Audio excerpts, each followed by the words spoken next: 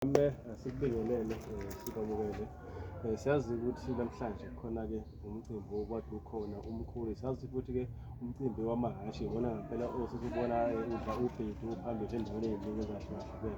Kodwa la lokhu nibambe njalo anipheli mandla futhi akungekho lokho. Kade sibuka lokhu ubhizi kukhona into ozenzayo esikoleni ovulayo niyohambisa ubhizi zey'ndawo. Mhlawumbe nje kwasesithatha sibheke ngemisebenzi osuyenzile uqhubeka khona zwele futhi ubala futhi ukuthi anihleli nakusasa niyaqhubeka futhi. Angibingelele kuwe msakazi, ngibingelele nje abantu bonke ikakhulukazi abakhelela indawo yaseDumbe. Cha, siwumkhandlu omncane kodwa obonakalayo ngemisebenzi eyenziwayo. Siney'nhlelo ey'ningi-ke, kade sikhona kwa-Ward 1 endaweni yaseHloko siyokhanyisa ugesi. Abantu bajabulile kakhulu banogesi. Sizodlula futhi siye endaweni yakwaDitha nakhona kwa-Ward 1 baphinde bathole ugesi ngoba siyimisela ukuthi kushaye u-2026 wonke umuntu nje waseDumbe enawo ugesi. Nanxa sazi-ke ukuthi kuney'nkingana ey'thinta ugesi, kodwa sicela ukuthi umphakathi usibekezelele kuzogcina isimo sibuyela kwesejwayelekile. Ngifisa nje ukudlulisa ukuthi umkhandlu wethu uney'nhlelo eziningi esinazo la endaweni yaseDumbe njengoba sibambisene namakhansela, somlomo womkhandlu, Whip of the Council, MPEC Chair, nobuholi nje bonke abasebenzi bomkhandlu esisebenzisana i-management yonke. Sinemicimbi-ke ikakhulukazi ethinta ingoma, ethinta iy'cathamiya, ethinta i-horse riding, umjaho wamahhashi.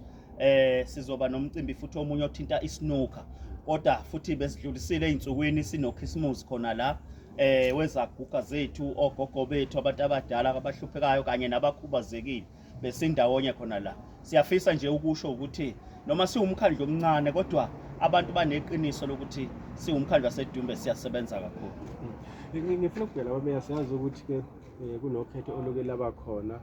Abavoti banithumile kunjengamanje nisebenzisane nokubambisana namanye amaqembu. Cha, akekho umuntu esizomeza akaphatheke. Mhlawumbe ukusebenzisana njengamanje namanye amaqembu okuqhathanisa kade kwenzeka phambilini kuwa kunjani? Sakazi, ukusebenza kusezingeni eliphezulu ngokomkhandlu ngoba into ebalulekile ukubambisana umkhandlu wonke, amakhansela ne-management. So lokho kudala ukuthi kuhambe kahle i-service delivery eya emphakathini ngoba umkhandlu ongekho stable ngendlela uvamisile ukuthi kungakhona ukusebenzeka. Futhi mawuhambi kwaZulu Natal yonke umkhandlu waseDumbe iwona mkhandlu okuyi-coalition amaqembu awu-6 akhona. Kodwa adinga ukuthi wazi ukuthi mawusebenza njengomeya, njengoba ngiyimeya, fanele sisebenza ngokubambisana, sibukisane, sinqobe sindawonye. Ngikusho nje lokhu ngoba endaweni yaseDumbe sikuthokozele kakhulu lokhu sikhona kule council ekhona. Sifice kunzima kakhulu ngokwezimali, kodwa nje nomcwaningi mabhuku ilokhu sekunyaka wesithathu manje lokho besinika lokho okuthiwa-ke unqualified.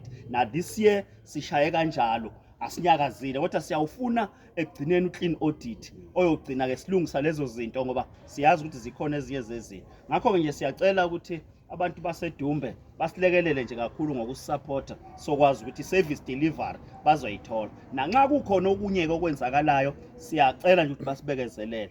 Ngiyayikhenya kakhulu ngale council esinayo ukuthi njengoba sisebenza ngokubambisana, yingakho zonke lezi zinto ney'nhlelo ezinhle zenzeka, yingoba sisebenza ngokubambisana. Akekho umuntu owenza okunye. Yowabona nje khona amakhansela ukusebenza ngokubambisana nokwethembana kudala uthando ukusebenzela. Kuyenzakala bameya, iDumbe indawo encane kakhulu engenawo futhi amafema asezingeni kube ngakwazi ukuthi iqasha abantu futhi nabaqashwa ngumasipala abantu-ke futhi labo abancane abasiza lapha nalapho. Mhlawumbe nje ungathini kubahlali baseDumbe ngoba siyabona enikwenzayo futhi kuyasiza kulekelela ngoba nemidlalo nje kuseyiwo futhi amathuba emisebenzi khona nje bona labedlile ney'ngane zebusele iy'ngane ey'koleni. Mhlawumbe nje ungathini kumphathi waseDumbe?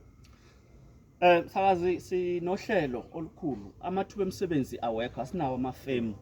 Siyadinga nje ukuthi sike saba nephupho lokuthi mhlawumbe before iphele i-financial year le esikuyona sizoba nalokho okuthiwa i-job summit la esizocela khona osoyimboni ezweni nathi njengomkhandlu sipresente ukuthi yini esinayo eDumbe. Siyabaheha kakhulu ngoba kukhona asebetoha njengoba nilibone idumbe selidevelopile akusafani nakuqala kodwa ke kukhona abanye asebelitholile ithuba lokutoha but akwanele kulokho esikufisa ukuthi kwenzeke yikho ke sithi njengomkhandlu sizoba nayo i-job summit la esizo invite khona bonke osomabhizinisi khona la emkhandlwini sizocobelelana ngokuthi bazokwenza kanjani sibe namathuba emisebenzi siqhashe abantu abasha ngakho ke nje lo unyaka oseqhulwini esizobe sikhuluma nje ngamathuba emisebenzi okunika abantu basedumbe ikakhulukazi abantu abasha ngoba siyabuka isimo okwenzakalayo amathuba awekho bafundile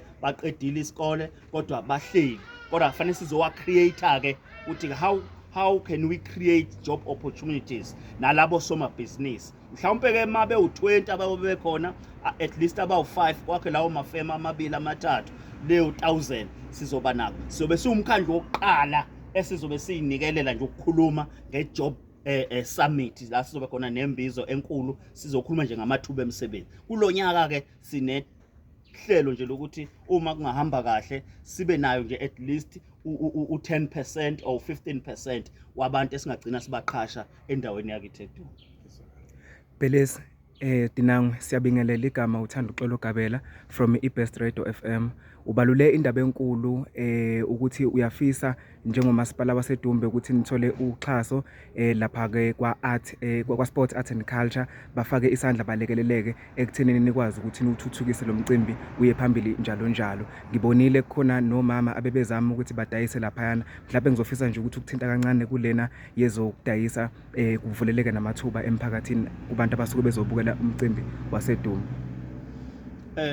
Sakazi ngiyabonga kakhulu njengoba sengibikile ukugxila kwethu njengomkhandlu kuzobheka ekakhulukazi ngokwamathuba emisebenzi kulonyaka esizobe siuqala ka2025 lapha endaweni ekade sinayo nje umcimbi bakhona ade bedayisa bahwebile kodwa ke siyimisele ukuthi lolu hlelo lolu noma lomcimbi onjengomjaho wamahashi siubeke ezingeni eliphakeme futhi sizoyishintsha nale date noma lenyanga kaDisemba ngoba abantu abaningi banemicimbi kodwa siyafuna ukuyibuyisela kuSeptember ngoba yayivele ihamba kahle kuneyimvula ngakho ke sizoyilungiselela iDepartment yakwa Sports Arts and Culture uMEC sizomnika incwadi ukuthi basilekelele ube impumelelo lomcimbi sizocela futhi ukuthi kube khona abawusixhasa siwenze kodwa ke sesiyowenza emva kwe July njalo ngoSeptember kulandela iDumbe ingakho sithi sizobonisana nama department athize angahlasilekelela ukuthi lo mcimbi wethu siwenze ube sezingeni eliphezulu.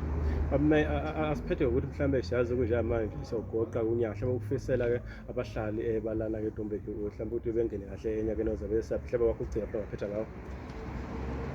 Ngicela nje ukudlulisa ukuthi ngiyacela ukuthi abantu eDumbe bajabulele ngasekhaya noma singakazizwa igigaba eziningi kakhulu kodwa ngifuna ukubonga nje ukuthi okwamanje sesize siya ngasekuphetheleni asikaze sizwe sigigaba esibe naso endaweni yaseDumbe ngakho ke unyaka ozayo uzoba unyaka lo engifisa ukuthi wonke umuntu waseDumbe ukuthi unyaka ka2025 umuntu nomuntu avule ipage elisha lokuthi lokho bekungahambi kahle kodwa sikwenza kanjani ukuthi bakwazi ukumhambela kahle umuntu so lo nyaka ke ngibafisela unyaka omuhle u2025 ozoba nezibusiso bangacaluzi emakhaya ngiya encourage futhi ukuthi osomabhizinisi laba bama-travel bengingacela ukuthi bakwazi ukucontrol isimo uma besahweba ngoba zinsuku zokuhweba versus zona lezi kodwa bakwazi ukucontrol isimo ungabibikho abagcina sekuthiwa